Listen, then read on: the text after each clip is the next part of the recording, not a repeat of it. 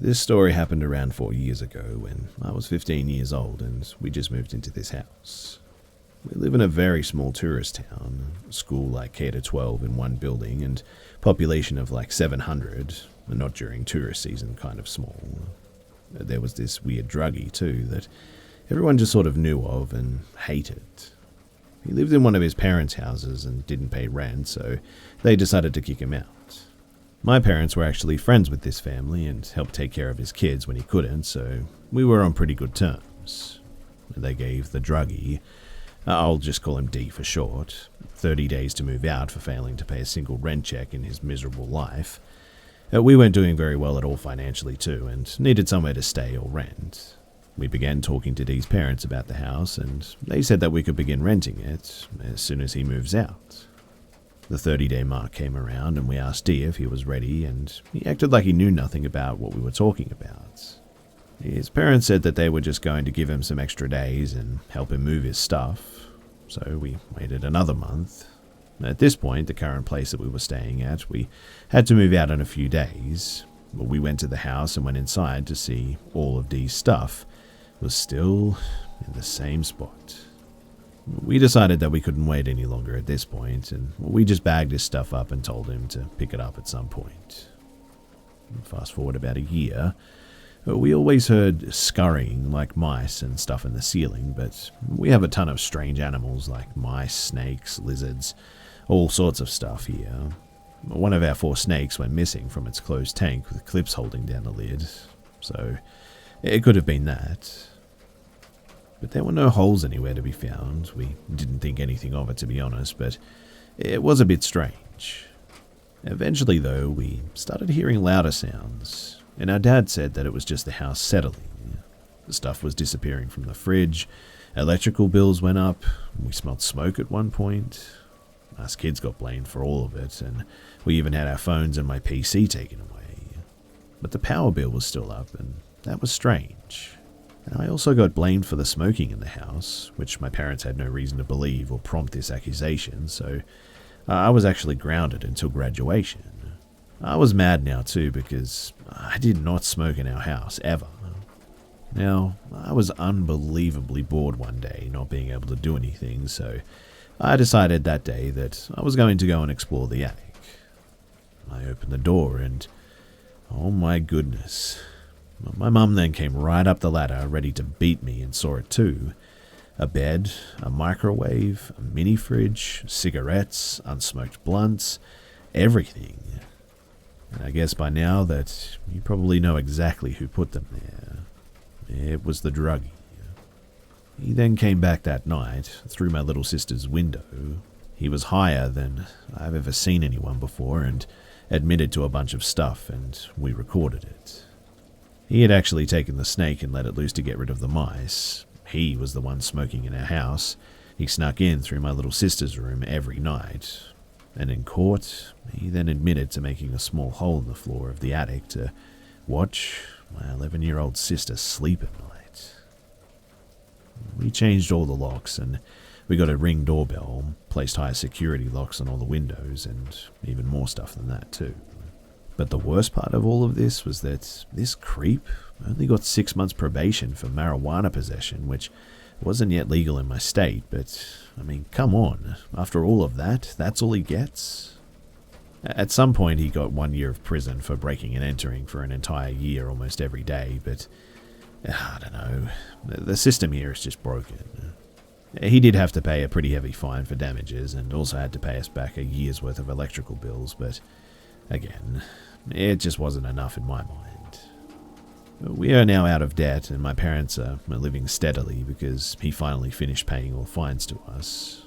Unfortunately, though, my sister had to go to a therapist twice a week, and I don't know, she might never get a good night's sleep ever again after that.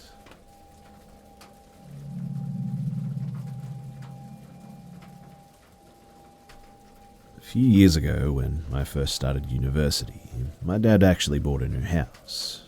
This was in a new residential neighborhood, and his reasoning in buying a new house is so that he can secure a new property before the housing prices rose again.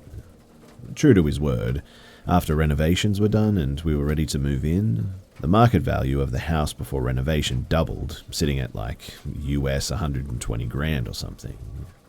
And staying at this new house, all was going pretty well. My room is like 4 times larger than my old one, so I'm not complaining. Only downside is, other than having to move 40 minutes away and leaving behind my gang, is that we moved at the start of the new semester and I would be staying at the dorms. No big deal though, it's not like I would be stuck there for like months on end, right? Corona. During one of my visits home, my room felt just off though, as though something else had stayed there maybe.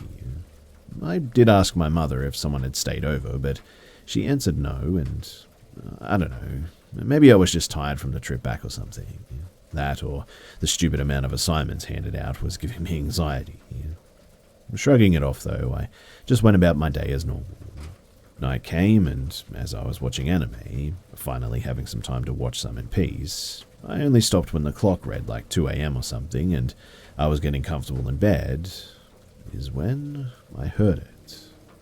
Some soft scratching noises and light thumps coming from the ceiling. Okay, I thought to myself, what the heck is that?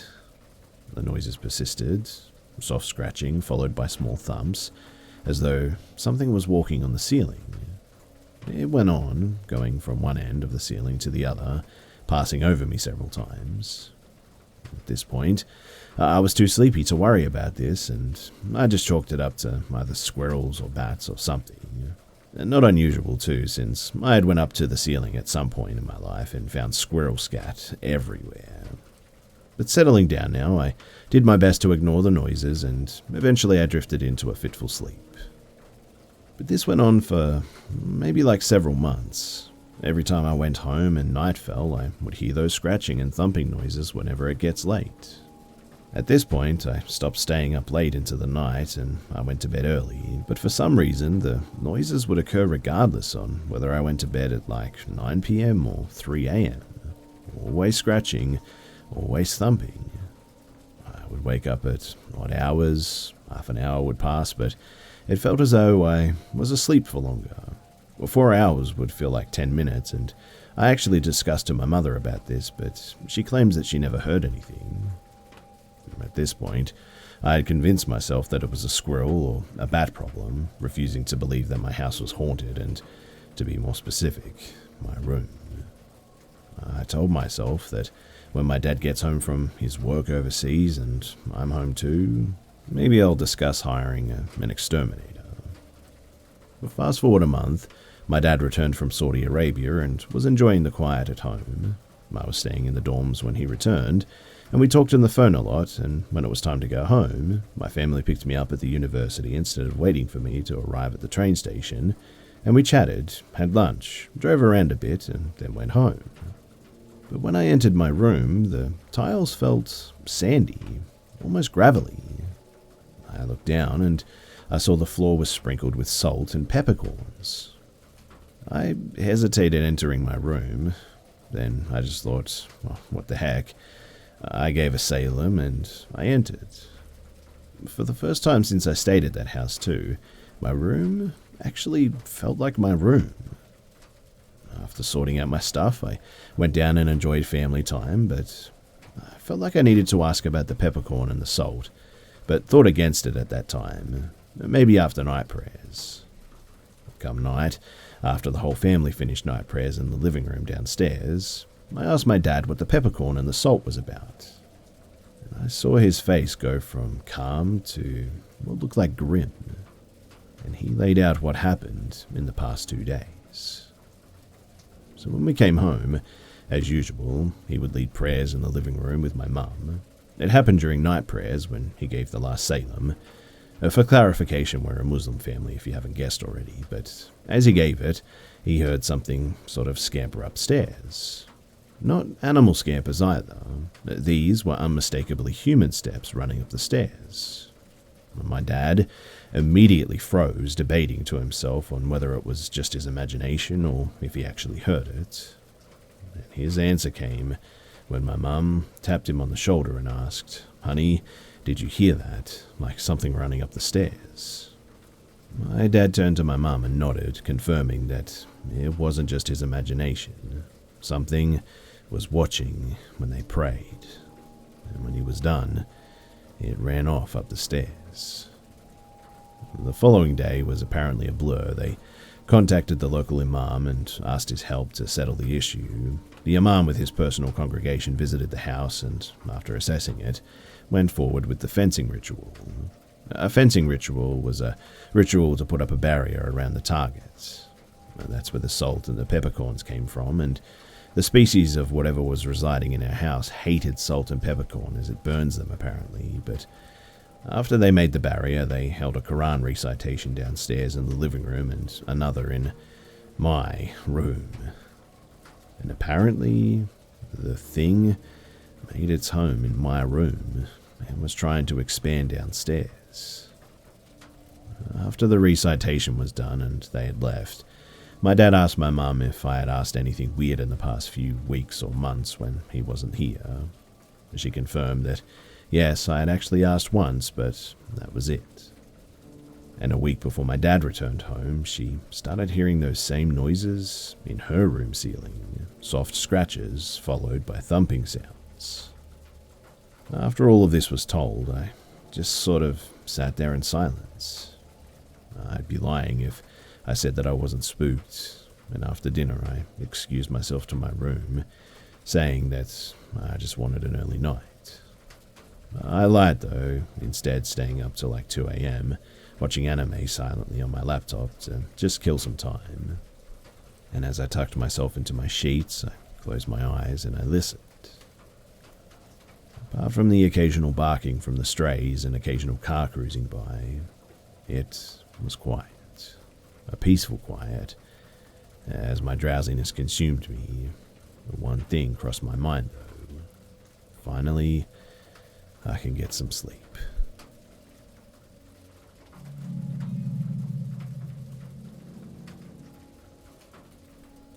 This incident happened to me about maybe 8 years ago now, I think, but it still freaks me out to this day. I was about 19 or 20 years old at the time, and I'm a female. It was a Sunday night, and I took the bus to go to the movie theater, which was about half an hour away. In my city, the bus schedule on a Sunday is pretty terrible, and they stop running pretty early.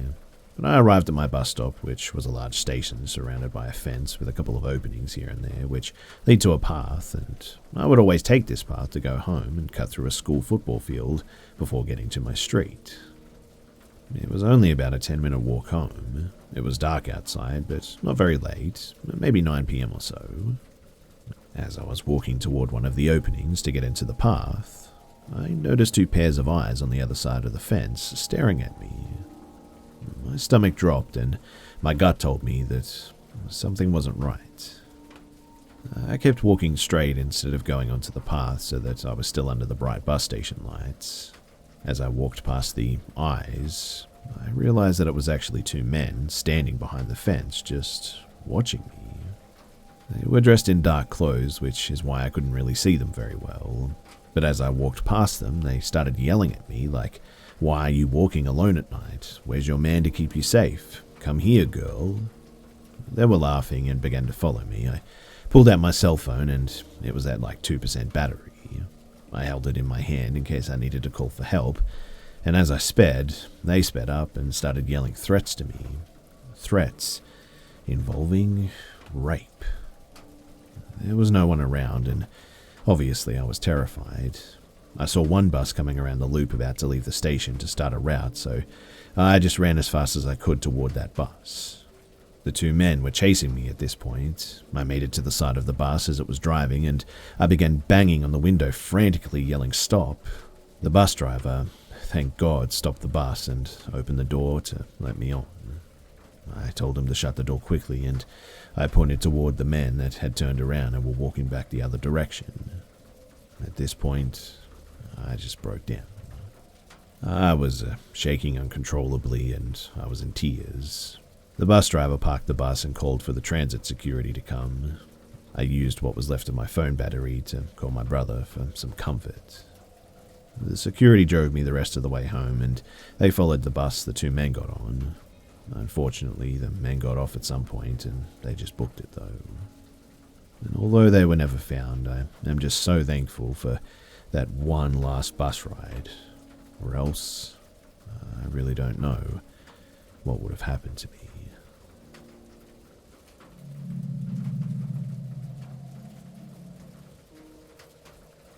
So, I work at a hotel in my town, and I was driving my husband's truck into work, as he was taking mine to the shop to get serviced.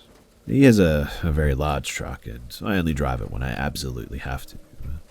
But when I pull into the side parking lot, I notice the entire lot is covered in snow, and no one can see the lines for the spots.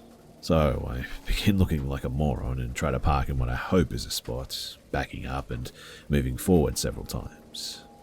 When I finally park, I get out of the truck and I grab my backpack when I hear someone yelling from the sidewalk from behind the parking lot, "Hey, you need to learn how to fucking park." I'm embarrassed, I'll admit, but I just close the truck, lock it, and begin walking to the front of the building. Now, the hotel has a side entrance for employees, but it takes a code and I have a shitty memory, so I just walk to the front and I go through the main entrance. I hear the guy yelling again, "Did you hear me?" I walk faster and take a peek behind me, and this guy is following me. I keep walking, but call back, "Please just leave me alone, I need to go to work." And before I can reach the corner of the building and make my way to the entrance, the guy grabs my arm and spins me around. Now, I will never forget what this guy looked like for as long as I live. He wore dark clothes with a torn-up winter coat. His eyes were bloodshot as hell, and he smelled like a combination of cigarettes and whiskey. I guessed he must have been drunk, but he didn't slur at all when speaking. He said to me, "You're coming with me." The guy began dragging me back to the truck, and I tried to pull my arm away from him, and I told him to let go of me. He said, "Give me the keys, we're taking a drive."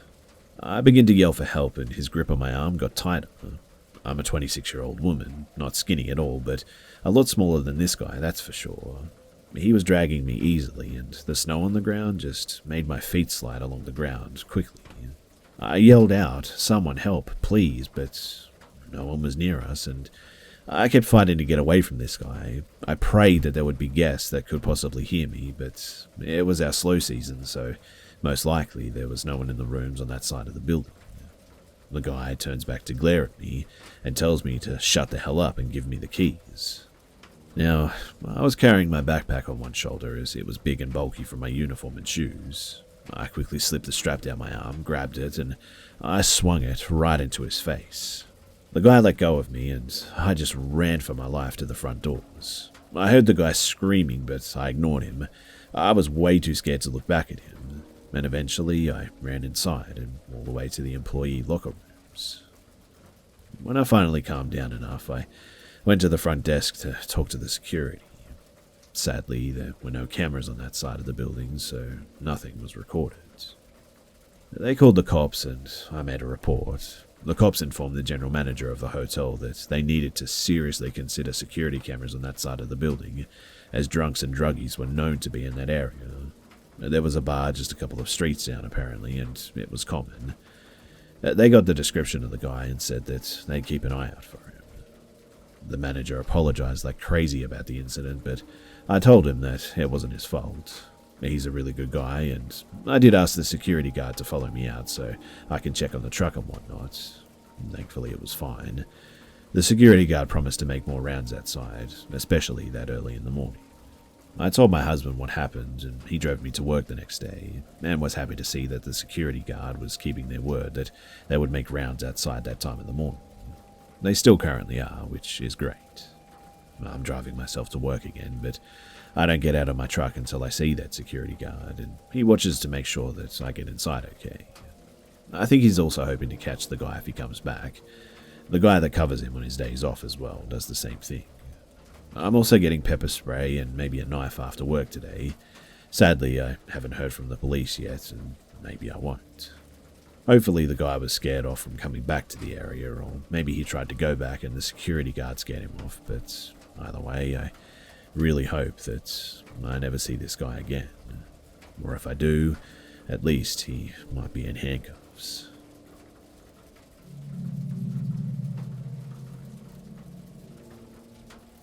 I live in a middle low-class neighborhood in the Caribbean.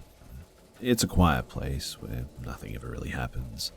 The type of place that people go and retire to sip on pina coladas all day, really.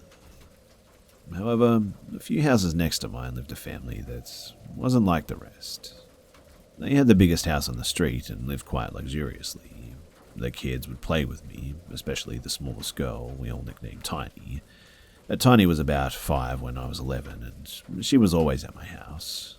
I knew that my mum and the neighbours were concerned about a 5-year-old being all day outside, and not arriving at her house until midnight on school days, but like I said, it was a quiet place where nothing happened, so no one got too worried. When Tiny turned 6, her parents threw a giant birthday party for her, and all of the neighbourhood kids were invited. I wanted to go. They had bouncy houses and water slides and everything a kid would want to play with, but my parents didn't allow me to go, and I never knew why, but I supposed it was because my mum didn't know her mum. I remember feeling very sad too, because everyone was there and I was playing alone at my house. After the birthday, things went back to normal, and one day we were all playing and talking about what our parents did for work. We asked Tiny and her siblings, but none of them knew what they did except that he travelled a lot and was always at meetings.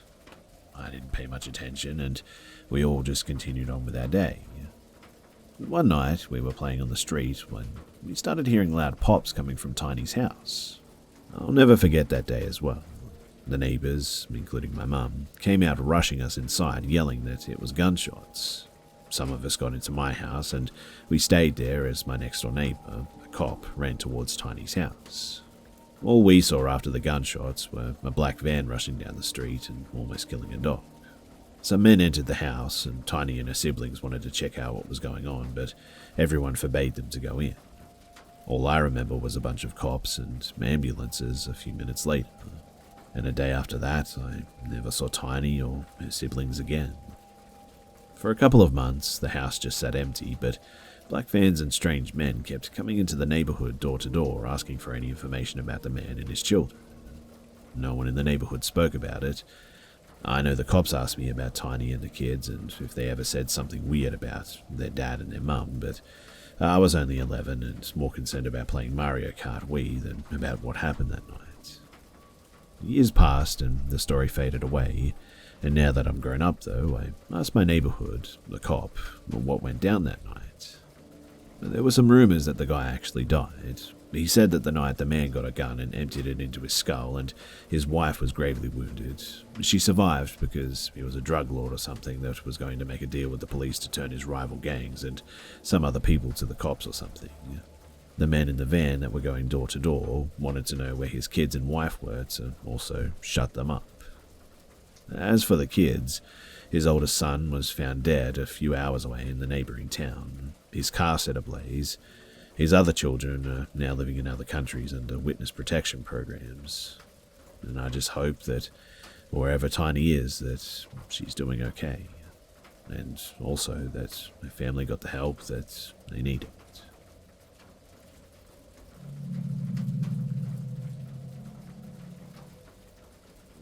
This happened 3 summers ago, but I remember the main events. To preface this, I've been on a shocking amount of dates and put myself in many foolish situations in the past. I'm a female and I was 25 at the time, if that matters. So, it started on the Plenty of Fish app. I came across a cute guy and he was my type physically, kind of nerdy looking.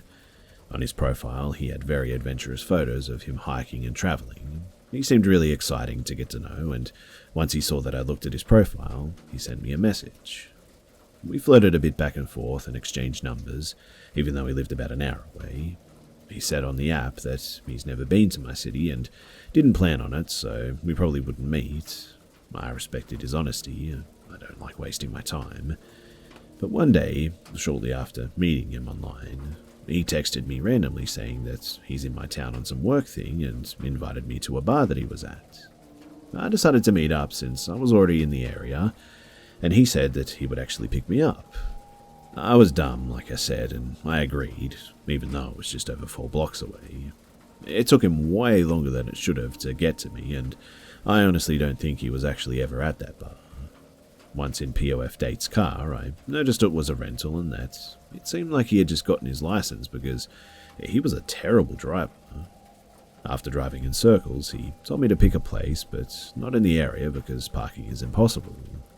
I picked a place 15 minutes away by car with lots of parking, but also a busy place since I was with a stranger.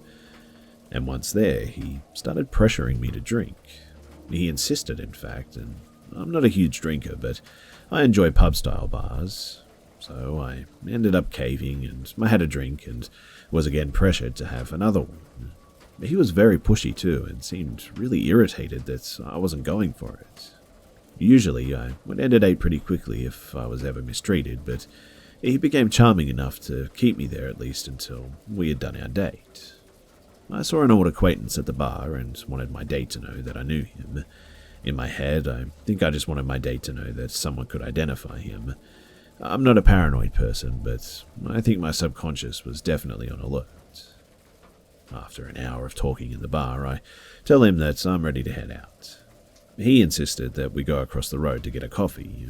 At the time, this seemed strange to me. Neither of us had much to drink and didn't need to sober up or anything. Coffee seems like a bit of an odd choice otherwise. But I entertained it. Once there, we sipped our drinks, and he told me that he rented a beautiful Airbnb in a nearby neighborhood that is more outside of the city, and country in fact. He told me that he had it all to himself and invited me, going on about how nice it was. I kept politely saying no and throwing around different excuses which he would counter with a reason for me to come. With no intention of actually going, I agreed, but only if he would drive me home to get overnight things. I felt like he wasn't going to let me say no, but he seemed happy with that answer, so we headed out. But while driving in the direction of my place, he said instead that he would stop at a 7-Eleven and grab me travel-sized toiletries so I wouldn't need anything. I felt panicked now because my plan was definitely not to go with him. Something about him was just off, and I felt stupid for even getting back in this car to begin with. But immediately he turned his car and we were then headed toward a more country area. And literally, there aren't any 7-Elevens or open stores in the middle of nowhere. Then I mentioned that I'm actually thinking that I'd prefer not to stay with him and asked to be brought home. And he then said something that made me completely nervous to be around him for any longer. He said that he's sharing the Airbnb with the owners and said that they're really fun and sweet and that they drink and play games together. But he definitely originally said that he had it all to himself. I knew that I didn't want to make it obvious that I was catching on to his lies, so I went along with it and said, "Oh, I have to wear my cute, fluffy overnight PJs instead of my date dress because I'll be way more comfy," and then I spewed off a few more other things. I also mentioned that I need my medication and absolutely cannot miss a dose. Surprisingly, too, he turned around and as we drove back into the city, I felt a bit more calm, but at that point, definitely not safe. Finally, we get close to my place. I had no intention of letting him get close enough to know where I live. He was mentioning that he was going to come up to my apartment once we got there, but that was a huge hell no from me. I didn't know what I was about to do, but I looked for an opportunity to get out of the situation, knowing that he could turn around and take me somewhere private in the matter of 15 minutes if he really wanted. We got to a stop sign where people were crossing, and thank God for this, because I quickly but calmly just got out and said, I think I have a bit of a headache. I'll text you. I closed the car door and I went through a public park, which was beside a building that his car wouldn't be able to drive into. I looked back to make sure that he wasn't going to get out of his car, following me too, and I could see him staring at me, and he was furious. And I still have chills just thinking about his face that day. Within the hour, he had blocked me on POF, and looking back, I think he possibly wanted to get me a coffee to put something in it, maybe. I think that he told me on POF that we would never meet, maybe to cover his ass or something, and I know that he didn't have good intentions with me. Since then, I actually met my fiancée on the same app and was super careful about dating, making sure that the first few dates are very public, and to arrange my own transportation this time. In the end, I think I was actually pretty lucky.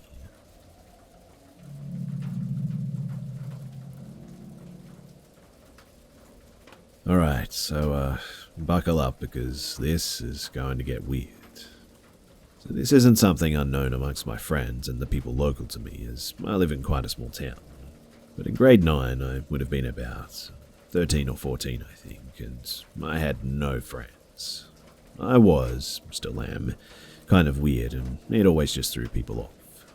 Making friends in high school was so difficult for me because I just refused to change who I was to fit in. During the second week of school, though, I met George in my English class. Our teacher had sat us together and we had begun talking and building a bit of a friendship. George was very nice and we actually had a lot in common.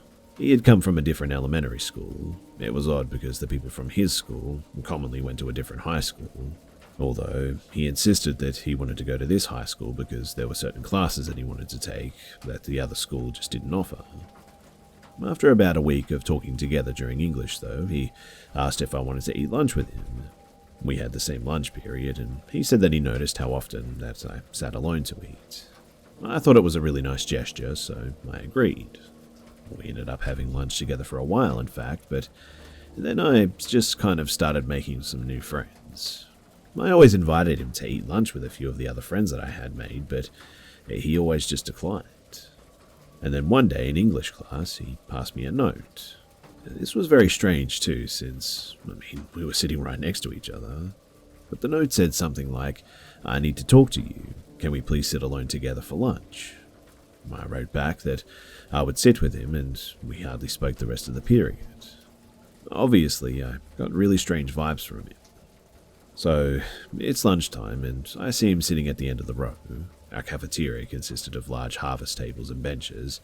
It was not separate tables with chairs like you'd see in restaurants, but rather long tables with benches on either side. I go to sit down, and he says, "No, let's go outside to talk," so I agreed. He looked genuinely upset, and I wanted to know what was going on.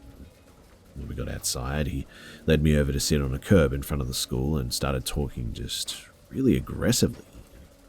He told me that it was unfair of me to make other friends when he was the one who befriended me first. He told me that I had to eat lunch with him because when I was alone, he ate lunch with me, so now that he's alone, I was obligated to eat with him. It was a really bizarre conversation, and I explained that he could sit with me and my friends and that way there wouldn't be any issues and he could even make some new friends. I told him that I had enough friendship to spread around and that he had nothing to be upset about. What he said next just completely shook me. I could see the anger in his eyes. He grabbed my arm and said, "I don't think you understand. You owe me this. You will sit with me." I completely freaked out at that point, and I told him that we could sit alone together every other day. I just wanted to get away from him and go back inside where more people were around. After this day, I started getting weird messages to my emails as well. I'll never forget the first email that I was sent because it said, "All women are Satan. The devil lives in you all." I didn't recognize the email address and assumed it was some sort of an internet troll trying to scare me. Remember chain emails? Yeah, I thought it was one of them. Then they started coming more frequently, all with the same type of message. Women are the devil. Satan lives in all women. I started getting scared, so I showed my friends these emails, and they agreed that it was weird, but also agreed that it was probably just some random person trying to scare people. But my one friend, Stacy, told me that she thought it was actually George. She had heard stories about why he came to our school instead of going to the high school that his grade 8 graduating class was going to. She told me that he was so obsessed with one of the girls in his class that her mum actually got a restraining order against him over the summer. I told her that just sounded insane, and I didn't believe it. And so I was still having lunch with George on alternate days, and we were still friendly during English class, but I really wanted to distance myself from him, if I'm being honest. After Christmas break, though, our schedules changed for second semester, And I was really happy about this because I knew that I'd have a different lunch period than George and we wouldn't have English together anymore. And I thought that I could slowly disassociate myself from him. But I was very wrong. He started leaving notes in my locker, confessing his undying love and explaining that we were meant to take over the world together, which at the time I thought was very nice of him to say, but the feelings were definitely not mutual. Eventually I had to tell him that enough was enough though. I explained that he was overwhelming me and that I needed a little space from our friendship. He seemed to understand. He didn't get upset or yell. He just agreed to give me my space, which lasted about 2 days before the emails started getting worse. And they started actually to threaten my life, telling me that they knew where I lived and the school that I went to. I went straight to my mum when this started happening, and I know that I should have done this sooner, but my mum called the police, and the police informed the school, and the school looked up the email in their records and found out that it was George sending the nasty emails all along.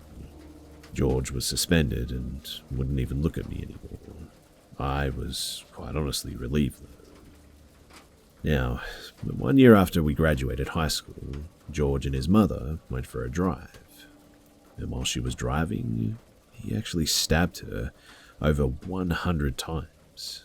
He had some sort of a psychotic break, and when the police found him, he tried saying that it was a car accident, but when they questioned him about all the stab wounds, he admitted to killing her and trying to release the devil from his mother's soul. He pleaded insanity against the murder of his mother, and he was actually found not criminally responsible for the murder.